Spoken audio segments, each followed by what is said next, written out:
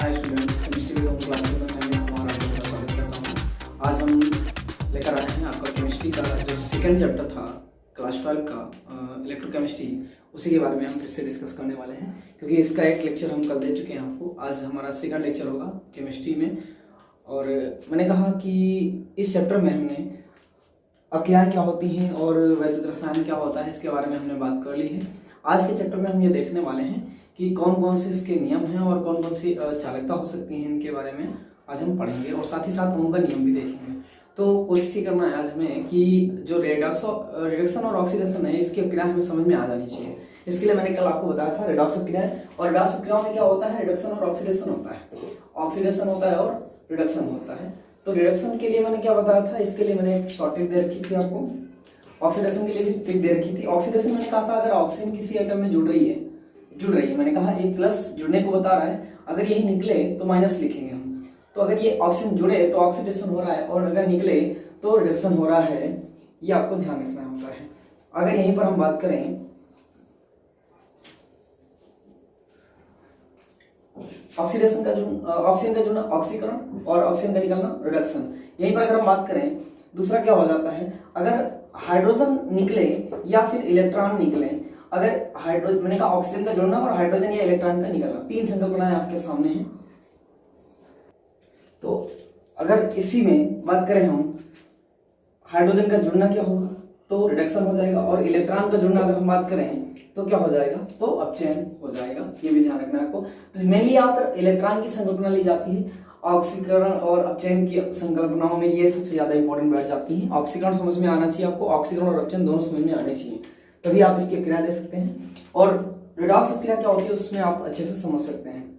अब यहीं पर अगर हम बात करें तो पहले यहाँ पे हम बात कर लें कि वोल्टेज सेल यहाँ पे कार्य आती है, कार्य में ली जाती है। वोल्टेज सेल की खोज जो है वो वोल्टा ने की थी, और इन्होंने बताया था कि दो पात्र लेते हैं, उसमें एक में जिंक की छड़ और एक में कॉपर की छड़ डाल देते हैं, उसमें वैद्युत अपघट्य उसी का भर देते हैं जिस धातु की छड़ होती है, उसी का एक लवण लेकर जल में घोलकर उसको हम क्या करते हैं, वैद्युत अपघट्य बना लेते हैं।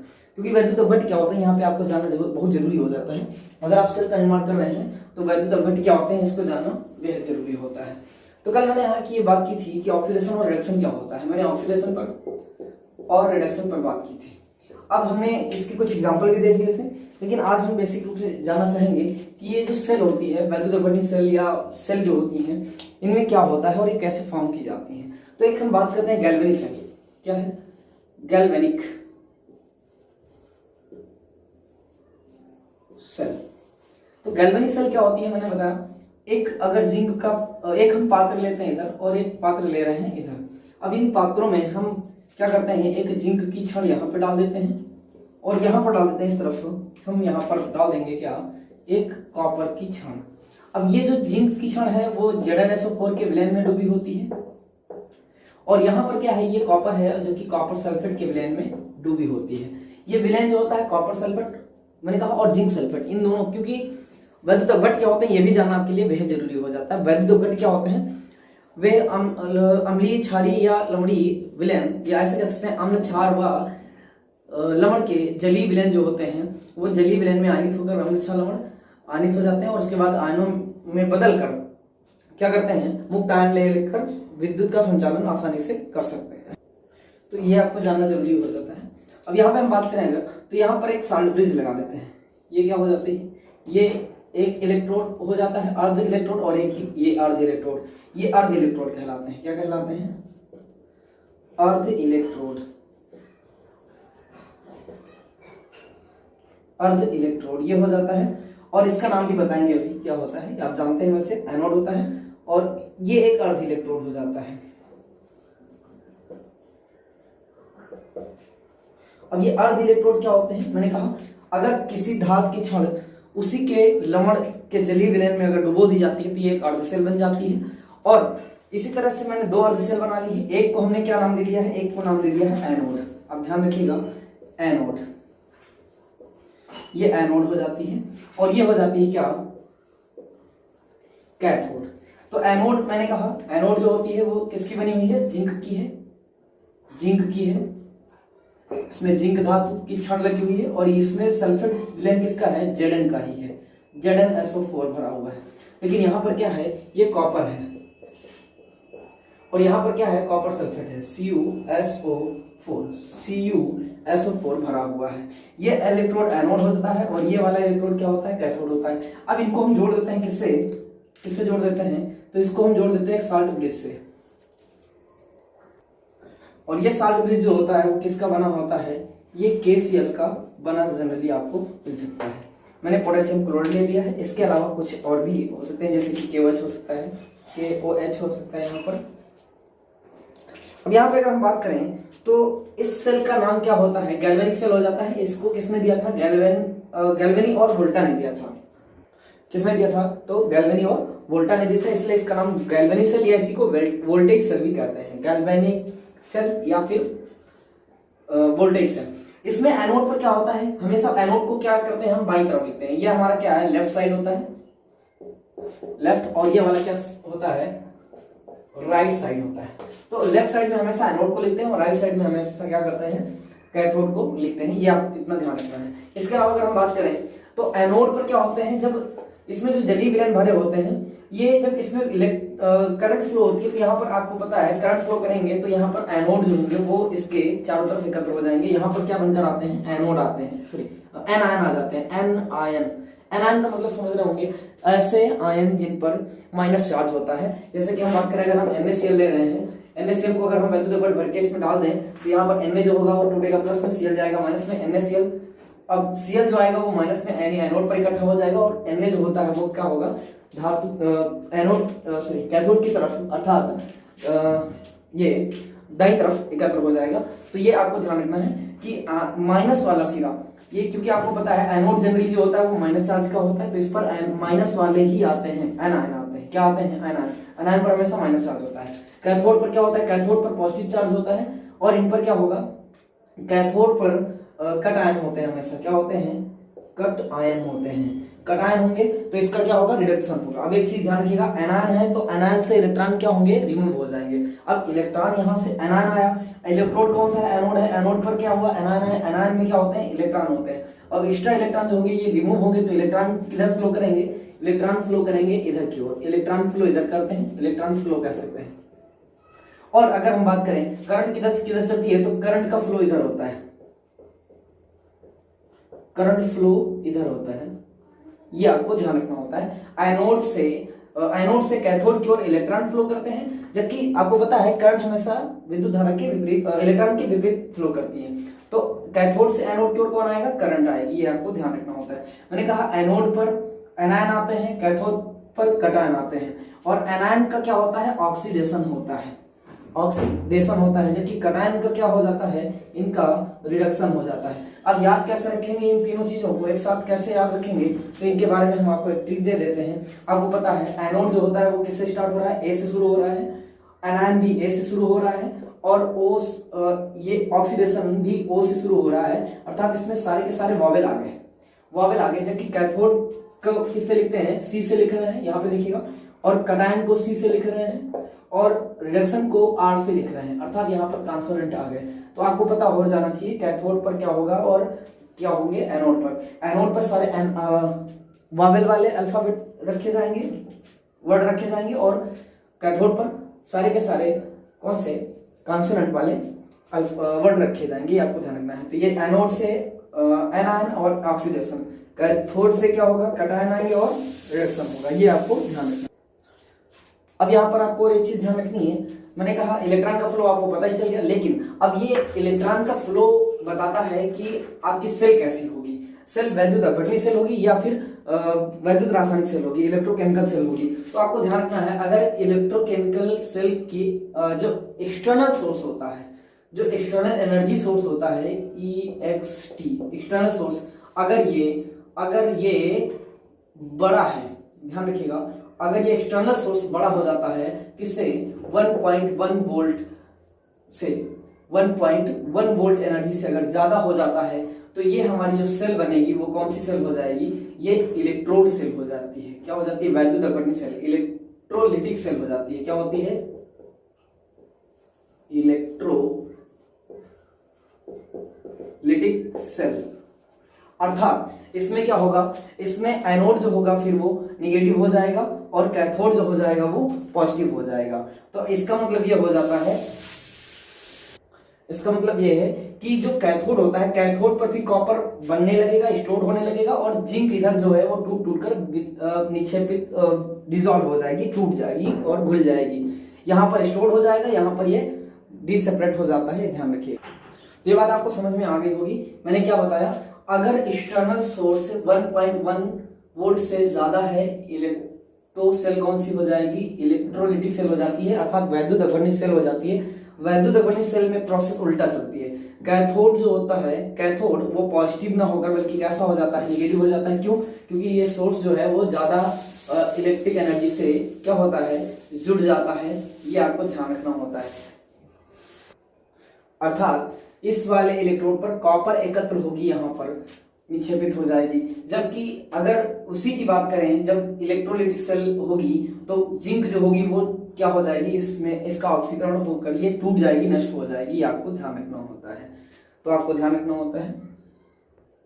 आपने देखा होगा कि अगर आपके घर में कोई बैटरी है तो उसमें एनोड वाला सिरा जो होता है, एनोड वाला जो कि ये होता है, वो बहुत जल्द खत्म हो जाता है, क्योंकि इसका ऑक्सीजन होता है, इलेक्ट्रॉन निकलते जाते हैं और धीरे धीरे एक समय ऐसा आता है कि वो इलेक्ट्रोड ही पूरा खत्म हो जाता है। जबकि कैथोड वाला जो होता है वो लंबे समय तक चलता है। तो यहाँ पर भी ऐसा ही होता है। अगर ये माइनस का हो गया, मैंने कहा ये अगर माइनस का हो गया तो ये खत्म होगा धीरे धीरे और ये पूरा पूरा म्यूचुअल बना रहेगा। लेकिन अगर ऐसा नहीं है, अगर एक्सटर्नल एनर्जी जो है, एनर्जी का एक्सटर्नल सोर्स अगर ज्यादा है, लगभग बराबर है, तो हम ये कहेंगे 1.1 वोल्ट के बराबर है, तो अपक्रिया नहीं होगी, ना इलेक्ट्रॉन फ्लो करेंगे और ना ही करंट फ्लो करेगी। क्यों? क्योंकि ऐसे में कोई अपक्रिया नहीं होगी। ये आपको ध्यान रखना होता है। 3 कंडीशन है, मैंने बताई 3 कंडीशन। अगर एक्सटर्नल एनर्जी ज्यादा है तो यहाँ पर कॉपर बनेगा और जिंक टूटेगा। जबकि अगर हम बात करें एक्सटर्नल एनर्जी सोर्स अगर 1.1 के बराबर है तो यहाँ पर नो रिएक्शन, अर्थात कोई अपक्रिया नहीं होगी, नो रिएक्शन, यहाँ पर कोई रिएक्शन नहीं होगी, अर्थात ना अपक्रिया में कॉपर टूटेगा और ना ही जिंक बनेगा। लेकिन जब इलेक्ट्रॉन वोल्ट 1.1 के एक्सटर्नल से छोटा हो जाता है, यानी इलेक्ट्रॉन जो है, एनर्जी एक्सटर्नल जो है, एक्सटर्नल एनर्जी की बात करें, अगर ये छोटी है और 1.1 वोल्ट अधिक है, अर्थात यहाँ पर क्या हो जाएगा, ये सेल हो जाएगी chemical cell, electrochemical cell, chemical cell. Electrochemical cell में फिर मैंने बता रखा, ये एक प्रकार से मैंने अभी, अगर इस वैद्युत एनर्जी स्रोत को हटा दें तो जो बचेगी वो हमारी क्या हो जाएगी, एनोड हो जाएगा, ये कैथोड हो जाएगा। ये आप क्या देख सकते हैं, फिर तक ये इलेक्ट्रोकेमिकल सेल देखेंगे। मेरी बात को आप अच्छे समझ चुके होंगे। 3 कंडीशन है।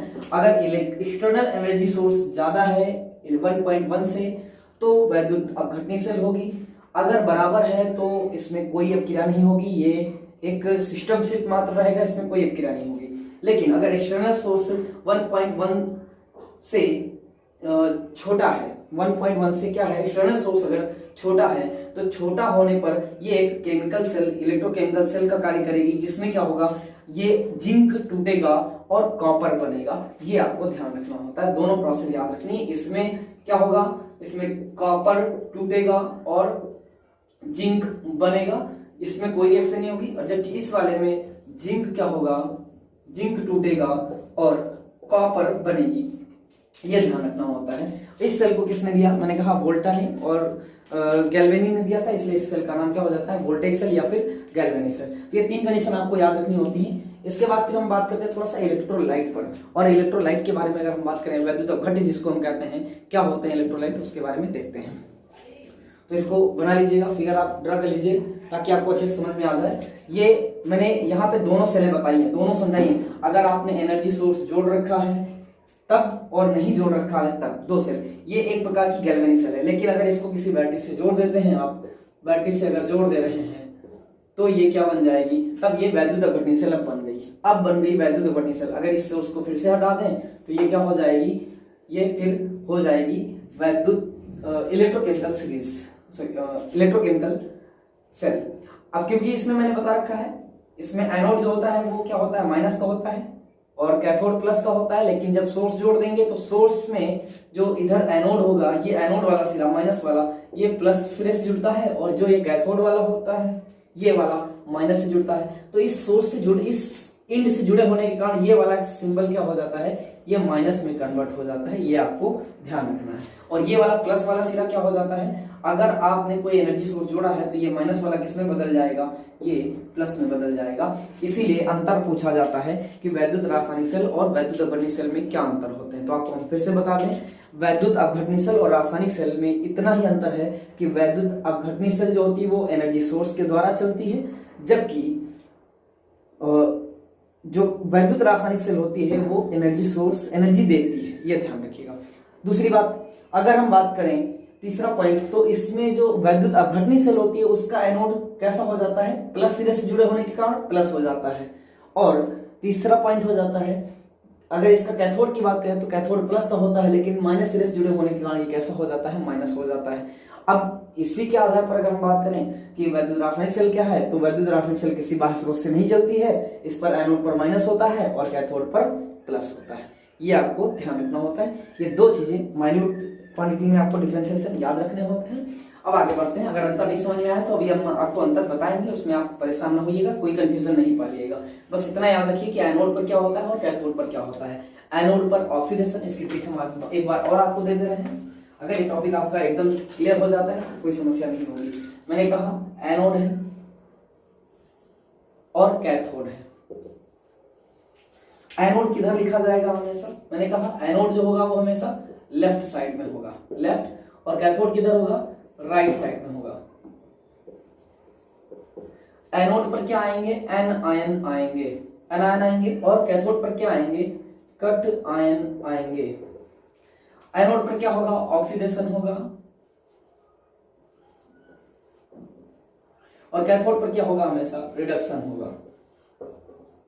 ये आपको इतनी चीजें याद रखनी होती हैं। अब ये कभी भी आपको इस चैप्टर में अगर यहां से समस्या आती है तो आप इस ग्राफ को याद रखेंगे तो आसानी से आपकी सारी समस्याएं क्या हो जाएंगी, सॉल्व हो जाएंगी।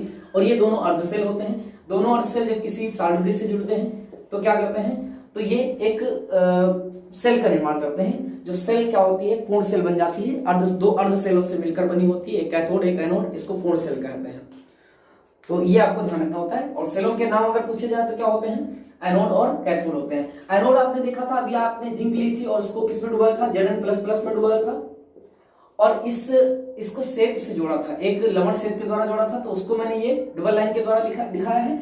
और जो सॉल्यूशन है और जिंक है उसके बीच की जो बाउंड्री दिखाई है वो मैंने सिंगल लाइन से दिखाई है। वैसे ही कॉपर का भी ऐसे ही हो जाएगा। कॉपर है, कॉपर डूबा हुआ था किसमें, तो कॉपर सल्फेट के विलेन में, Cu++ वाले में। तो इस तरह से आप पूरा जो सेल ग्राफ लिखेंगे तो इसका सेल ग्राफ क्या हो जाएगा, सेल ग्राफ। तो सेल ग्राफ अगर आप लिखना चाहें, जिसको हम सेल आरेख कहते हैं, अब ये क्या हो जाएगा, तो अगर गैल्वेनी सेल के लिए हम बात करें तो Zn जो है वो डूबा हुआ है किसमें, Zn++ के विलेन में। और डबल लाइनें यहां लगाएंगे, ये लवण सेत को बताता है, ये डबल लाइनें क्या बताती है, लवण सेत को बताती हैं। और यहाँ पर जो कॉपर है वो किस में डूबा हुआ है, कॉपर सल्फेट के विलेन में डूबा हुआ है। तो कॉपर सल्फेट का जो सल्फेट तोड़ेंगे तो SO4- में जाएगा, कॉपर प्लस में आ जाएगा। वैसे ही जिंक टूटेगा तो Zn++ में और SO4- में, तो SO4 निकल गया, Zn++ होता है। ये वाला हो जाता है सेल आरेख। अगर आपसे कभी पूछा जाता है तो इनके क्या किए जाते हैं, इनकी मोलर सांद्रता दे दी जाती है और उससे आपको क्या करना होता है, ई सेल का गणना करना होता है, ये आपको ध्यान रखना होता है। तो ये सेल आरेख हो जाता है। अब आपको हमेशा याद रखना है कि लेफ्ट साइड में कौन होगा और राइट साइड में कौन होगा, किस पर माइनस चार्ज होगा, किस पर प्लस होगा। एनोड पर जनरली अगर वैद्युत सेल की बात करें तो इस पर क्या होगा, माइनस चार्ज होगा, और कैथोड पर क्या होगा, प्लस चार्ज होगा। लेकिन जब ये वैद्युत अपघटनी सेल होगी अर्थात किसी बाह्य स्रोत से जुड़ जाएगी तो इसका ये चार्ज क्या हो जाएगा, बदल जाएगा, और ये बदल कर क्या हो जाएगा, ये प्लस हो जाएगा क्योंकि प्लस सिरे से जुड़ेगा, और ये हो जाएगा क्या, माइनस, क्योंकि ये माइनस सिरे से जुड़ जाएगा। ये आपको याद रखना है। इसके आगे पढ़ते हैं। एक बात और रह जाती है यहाँ पर, ऑक्सीडेशन और रिडक्शन के बारे में अगर हम बात कर रहे थे तो यहाँ पर ऑक्सीकारक और अपचायक भी पूछ लेता है। अब हम जैसे बात किए हैं ऑक्सीडेशन क्या होता है, एक बार फिर से इस चैप्टर को हम ये चाहते हैं कि इस चैप्टर को पढ़ते पढ़ते आपको ये चैप्टर पूरा कंप्लीट मिल जाए ताकि आपको कोई समस्या ना हो। ऑक्सीडेशन हुआ, रिडक्शन हुआ, अब इसके बारे में तो हम बता चुके हैं, ऑक्सीजन का जुड़ना, ऑक्सीकरण और ऑक्सीजन का निकलना अपचयन होता है। लेकिन जो ऑक्सीडेशन होता है उसका क्या होगा, उसका वो अपचायक होता है। ऑक्सीडेशन जिसका हो रहा होता है वो पदार्थ जिसका ऑक्सीकरण होता है, जैसे कि हम बात करें Fe है, Fe++ है, और ये टूट रहा है किसमें, Fe+++ में, अर्थात इसका एक इलेक्ट्रॉन क्या हो गया, रिमूव हो गया, और रिमूव होने पर इसका क्या हुआ, ऑक्सीडेशन हुआ। तो जिस पदार्थ का ऑक्सीकरण होता है, किसका हुआ, इसका हुआ। अब ये पदार्थ ऑक्सीकृत हो रहा है, क्या हो रहा है, ऑक्सीकृत हो रहा है। जब ये ऑक्सीकृत हो रहा है तो ये क्या करेगा, अपना इलेक्ट्रॉन दे रहा है, और ये इलेक्ट्रॉन जाएगा किसी दूसरे पदार्थ के पास, तो जिसके पास जाएगा उसके पास जुड़ेगा, तो उसका क्या हो जाएगा, अपचयन। अर्थात ये पदार्थ दूसरे पदार्थ के लिए क्या हो जाएगा, अपचायक हो जाएगा। इसको क्या कहेंगे, अपचायक कहेंगे, अपचायक। जो ऑक्सीकृत होता है वो अपचायक कहलाता है। इसको हम क्या कहते हैं, इसको ऑक्सीडेशन कहते हैं, और ये जो अपचायक है इसको रिड्यूसिंग एजेंट कहते हैं।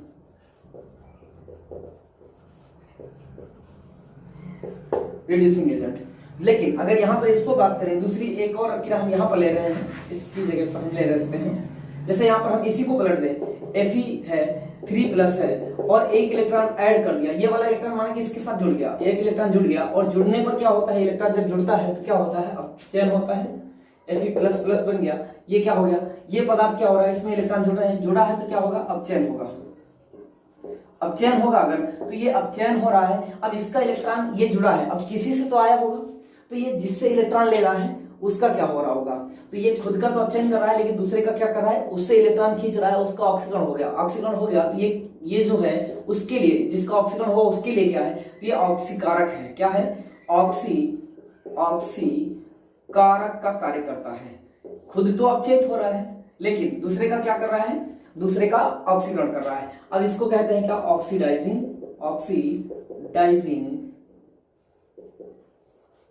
एजेंट। तो ये हो जाता है ऑक्सीडाइजिंग एजेंट। ये आपको थोड़ा सा याद रखना होता है, ऑक्सीडाइजिंग एजेंट और रिड्यूसिंग एजेंट। तो अब एक चीज ध्यान रखना है, किसी भी क्रिया में क्या आपको मिलेगा, तो अगर कोई रासायनिक क्रिया है, वैद्युत रासायनिक सेलों की जो क्रिया होती है वो रिडॉक्स क्रिया होती है। एक का ऑक्सीकरण हो रहा होता है तो एक का अपचयन हो रहा होता है। ऑक्सीकरण और अपचयन अगर साथ साथ पाया जा रहा है तो वो रिडॉक्स क्रिया कहलाएगी। रिडॉक्स क्रिया के दो पार्ट हो जाते हैं, अगर उन दोनों अर्ध क्रियाओं को लिखें तो एक हो जाएगी ऑक्सीकरण और एक हो जाएगी अपचयन। ऑक्सीकरण क्या होती है, जिसमें इलेक्ट्रॉन जुड़े, अगर इलेक्ट्रॉन संकल्पना ले रहे हैं तो इलेक्ट्रॉन जुड़ेगा, अगर इलेक्ट्रॉन संकल्पना को नहीं ले रहे हैं तो हाइड्रोजन और ऑक्सीजन वाला मेथड आ जाएगा, उस विधि से हम देखते हैं। लेकिन मैंने इलेक्ट्रॉन संकल्पना को बताया है, तो इलेक्ट्रॉन अगर जुड़ रहे हैं तो क्या होगा, और इलेक्ट्रॉन निकल रहे हैं तो क्या होगा, ये ऑक्सीजन के विपरीत चलते हैं, पता है ना। ऑक्सीजन का जुड़ना ऑक्सीकरण, तो इलेक्ट्रॉन का निकलना क्या हो जाएगा, अपचयन हो जाएगा, जुड़ना हो जाएगा। और अगर ऑक्सीजन निकल रही है तो अपचयन होगा, और अगर इलेक्ट्रॉन जुड़ रहे हैं तो भी अपचयन नहीं होगा, ये आपको ध्यान रखना है। और जिस पदार्थ का ऑक्सीकरण होगा वो अपचायक कहलाएगा, जिसका अपचयन होगा वो ऑक्सीकारक कहलाएगा। इस बात को आपको प्योरली समझ लेना है। और अब बढ़ते हैं फिर आगे, तो इसके बाद हमारा टॉपिक होगा वैद्युत अपघट्य। क्या हो जाएगा, वैद्युत अपघट्य। अब वैद्युत अपघट्य क्या होते हैं इसके बारे में आप अच्छे से जान चुके होंगे। अगर आपने 11th में पढ़ा है तो आपको एक चैप्टर मिला होगा वैद्युत अपघट्य, जिसमें आपने अम्ल क्षार और लवण पर रखे होंगे, वहीं पर आपको मिला होगा। फिर भी बात करते हैं वैद्युत अपघट्य क्या होते हैं। चलिए हम दोनों बातें आपको बता देते हैं। वैद्युत अपघट्य को क्या बोलते हैं, इलेक्ट्रोलाइट बोलते हैं। क्या बोलते हैं, इलेक्ट्रोलाइट बोलते हैं। तो वैद्युत अपघट्य क्या होते हैं, इलेक्ट्रोलाइट होते हैं। इलेक्ट्रोलाइट क्या होते हैं, ये बात आपको अच्छे से जाननी होगी। तो हम अगर बात करें अम्ल क्षार लवण तथा, अच्छा अम्ल हो सकते हैं, क्षार हो सकते हैं, लवण भी हो सकते हैं, अम्ल क्षार और लवण हो सकते हैं, तथा धातु ऑक्साइड।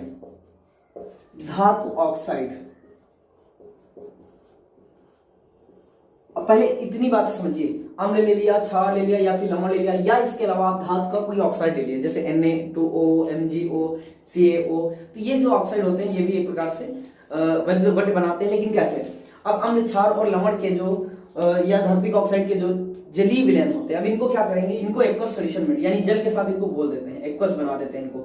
ये सब एक्वस सॉल्यूशन में अगर हैं तो ये क्या करते हैं, अगर इनको जल में घोलेंगे तो इनका एक्वस सॉल्यूशन बन जाता है। और ये एक्वस सॉल्यूशन जो होता है इसमें अम्ल क्षार लवण आयनों में टूट जाते हैं। अगर आपने NaCl डाल दिया है जल में, NaCl, तो ये जो जल में टूटेगा एक्वस है, ये बना लेगा क्या, अगर जल में डाल रहे हैं तो ये बनाएगा Na+ और साथ में Cl-। अब इनमें फ्री आयन पाए जाते हैं। अब फ्री आयन पाए जाने के कारण वो जो विलयन है वो क्या हो जाता है, विद्युत का सुचालक हो जाता है। जैसे धातुएं होती हैं, धातुएं विद्युत की सुचालक होती हैं, ये आपको पता है। ठीक उसी प्रकार अम्ल, क्षार, लवण और धातु ऑक्साइड के जो जलीय विलयन होते हैं वो भी क्या होते हैं, धातु के उष्मा के और विद्युत के सुचालक हो जाते हैं। विद्युत के सुचालक इसलिए हो जाते हैं क्योंकि इनमें मुक्त आयन पाए जाते हैं। मुक्त आयन मतलब है इनमें आयन जो होते हैं वो फ्रीली हो जाते हैं और इसी कारण ये इलेक्ट्रॉन का ट्रांसफर करने में सजग हो जाते हैं, सक्षम हो जाते हैं, ये कह सकते हैं। तो अब अम्ल, क्षार, लवण या धातु ऑक्साइड के जलीय विलयन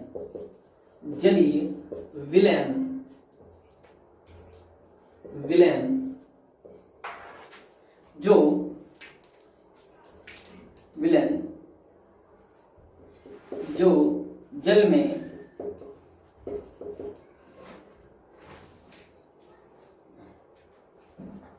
मुक्त आयन रखते हैं,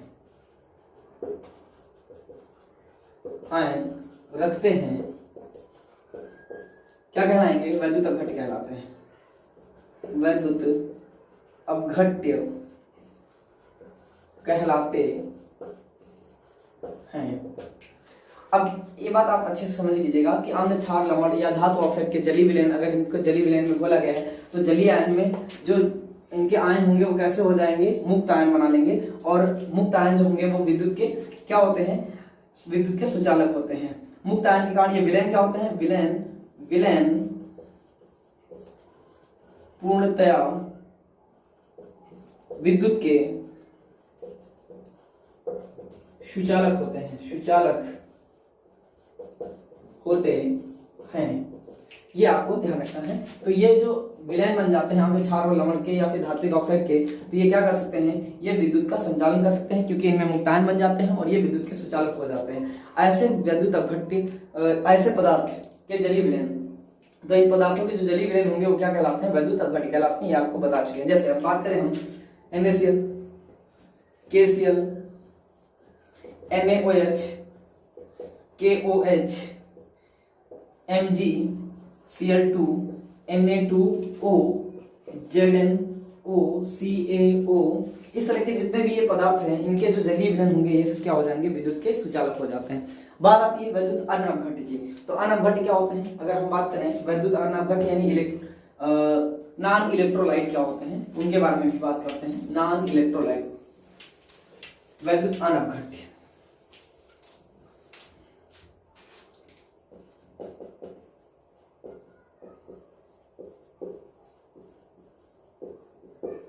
वैद्युत अनअपघट्य, नॉन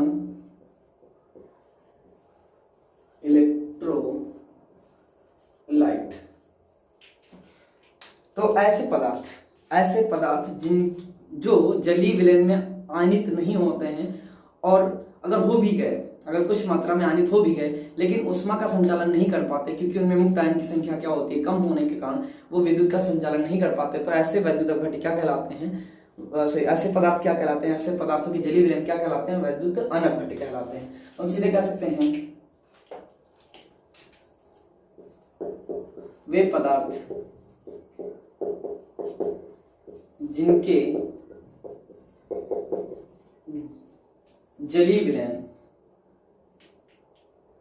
या जो कह सकते हैं जो जलीय विलयनों में आयनित नहीं होते, वे पदार्थ जो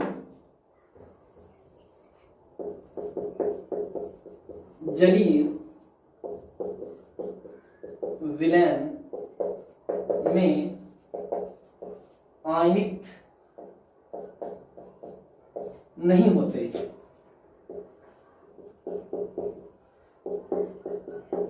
या ये कह सकते हो कि जिन पदार्थों के जलीय विलयन में आयन नहीं होते हैं यानी आयनों में नहीं टूटते हैं, ऐसा भी कह सकते हैं, नहीं होते हैं, क्या कहलाते हैं, वैद्युत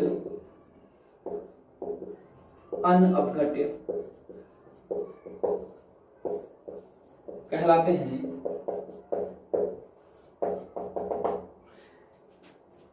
क्योंकि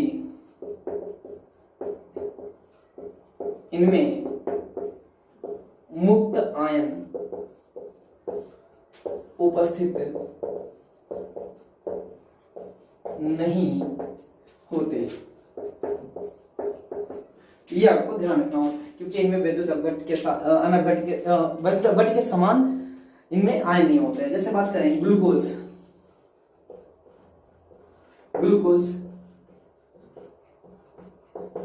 चीनी,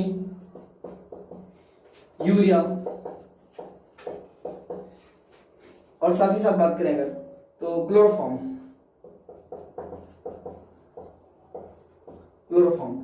ईटीसी, और भी है इसके अलावा और भी बहुत से हैं, ग्लूकोज, फ्रक्टोज, चीनी वगैरह जो भी हैं, ये सब जो होते हैं ये जलीय विलयन में आयनित नहीं होते हैं। अगर ये आयनित हो जाते तो आयन के कारण इनमें भी विद्युत संचालन की क्षमता आ जाती है, लेकिन ऐसा नहीं हो पाता है, तो ये आपको ध्यान रखना होता है। इसके आगे आप बढ़ते हैं तो वैद्युत अपघट्यों के जो विलयन होते हैं उनकी कुछ चालकता भी होती है। वैद्युत अपघटनी विलयनों की चालकता, अगला टॉपिक हमारा हो जाएगा वैद्युत अपघटनी विलयनों की चालकता। वैद्युत अपघटनी विलयनों की चालकता, इसका मतलब क्या होता है, यानी जो इलेक्ट्रोलाइट होते हैं, ऐसे सॉल्यूशन जिनमें इलेक्ट्रोलाइट होते हैं उनकी कुछ कंडक्टिविटी होती है। अब ये कंडक्टिविटी किस पर डिपेंड करती है, तो ये आपको ध्यान रखना होता है। जैसे कि हम बात करें वैद्युत अपघटनी विलयन, क्योंकि मैंने कहा अभी कि अगर वैद्युत अपघट्य हैं तो वो विद्युत का संचालन कर सकते हैं, क्योंकि वो विलयन फॉर्म में जब होते हैं तो आयनों में होते हैं, उनमें मुक्त आयन पाए जाते हैं। इसको चालकता को चालकत्व भी कहते हैं, या चालकत्व, इलेक्ट्रोलिटिक कंडक्टेंस कहते हैं इसको।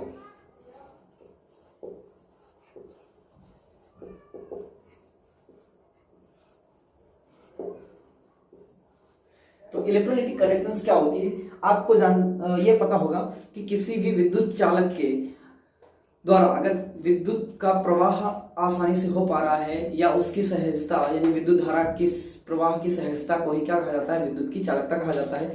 तो उसी प्रकार अगर कोई वैद्युत अपघट्य है, किसी वैद्युत अपघट्य की बात करें, अगर हम किसी वैद्युत अपघट्य द्वारा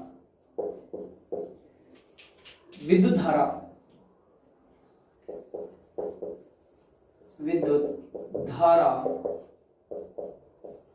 के प्रवाह की सहजता उस वैद्युत अपघट्य की चालकता या चालकत्व कहलाता है, कि चालकता कहलाती है।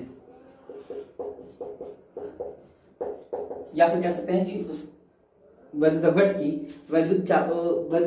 का चालकत्व कहलाता है। ये आपको ध्यान रखना होता है। तो अगर ओम नियम के अनुसार देखें, अब यहाँ किसके आधार पर, ओम नियम के अनुसार, ओम नियम यहां पर देखेंगे, ओम नियम, ओम्स लॉ।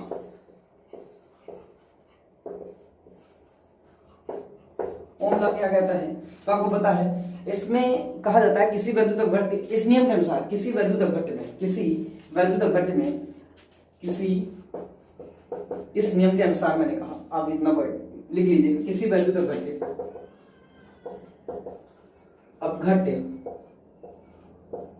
में स्थित विभवांतर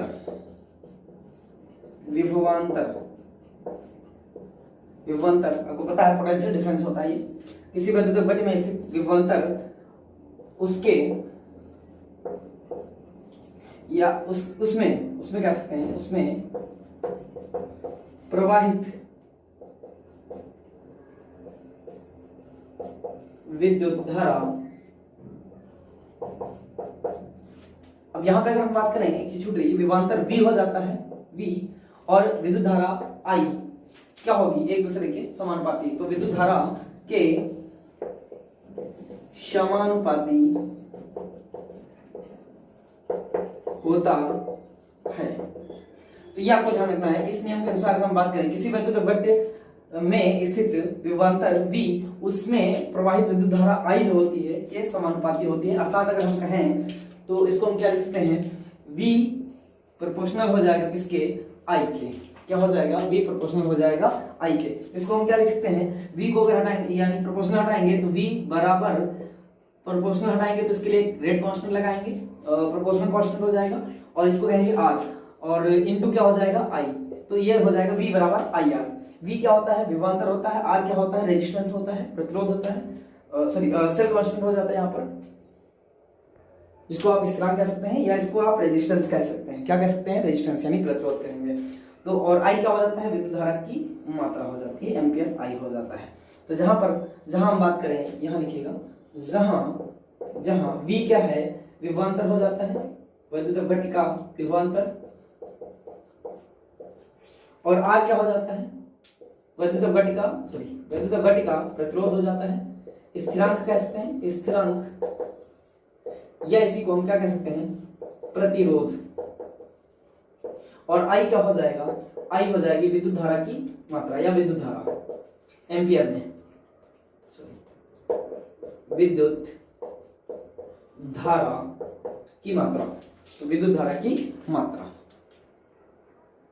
अब यहाँ पे अगर हम बात करें इनके मात्रक की, तो विभवांतर का मात्रक आपको पता है वोल्ट हो जाता है, तो इसका मात्रक हो जाएगा क्या, वोल्ट, इसको हम बता देते हैं यहाँ पर, इसका वोल्ट हो जाएगा, और R का मात्रक क्या हो जाता है, ओम हो जाता है, ओम कह सकते हैं, ओम लिखेंगे, या OHM,